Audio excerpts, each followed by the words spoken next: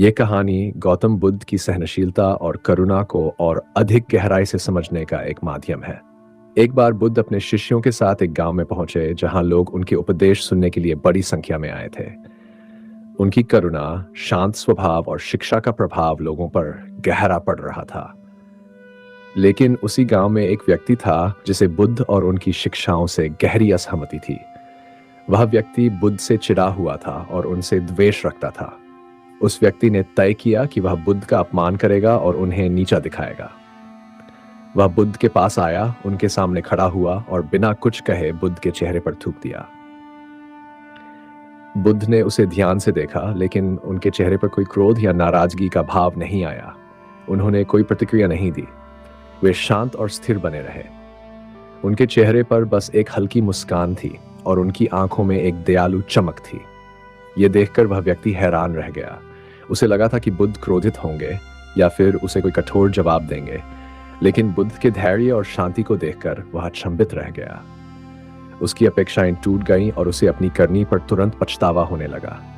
वह बिना कुछ कहे वहां से चला गया, लेकिन बुद्ध की आंखों में झलकती करुणा उसे पूरे दिन परेशान करती रही। उस व्यक्ति के मन में अशांति और अपराधबोध गहराने लगा। अगले दिन वह व्यक्ति फिर से बुद्ध के पास आया, लेकिन इस बार उसके चेहरे पर अहंकार की जगह पश्चाताप था। उसने बुद्ध के सामने झुककर माफी मांगी और कहा, हे महान व्यक्ति, मुझे क्षमा करें। कल मैंने आपके साथ बहुत बुरा व्यवहार किया। मुझे उस समय समझ नहीं थी कि मैं क्या कर रहा हूं।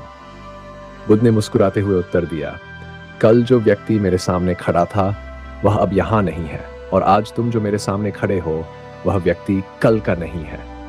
समय और परिस्थितियां लगातार बदलती रहती हैं और व्यक्ति का स्वभाव भी इसी के साथ बदलता है। बुद्ध का यह उत्तर सुनकर वह व्यक्ति और भी अधिक प्रभावित हुआ। उसे महसूस हुआ कि बुद्ध कितने महान और सहनशील हैं।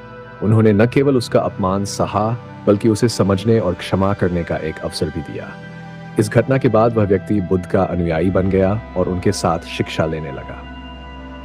ये कहानी हमें यह सिखाती है कि सहनशीलता और करुणा का प्रभाव कितना गहरा और दूरगामी होता है।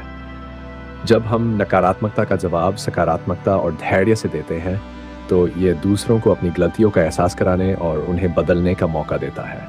इस तरह की महानता और उदारता हमें अपने जीवन में अपनानी चाहिए, ताकि हम दूसरों को भी सही राह पर ले जा सकें।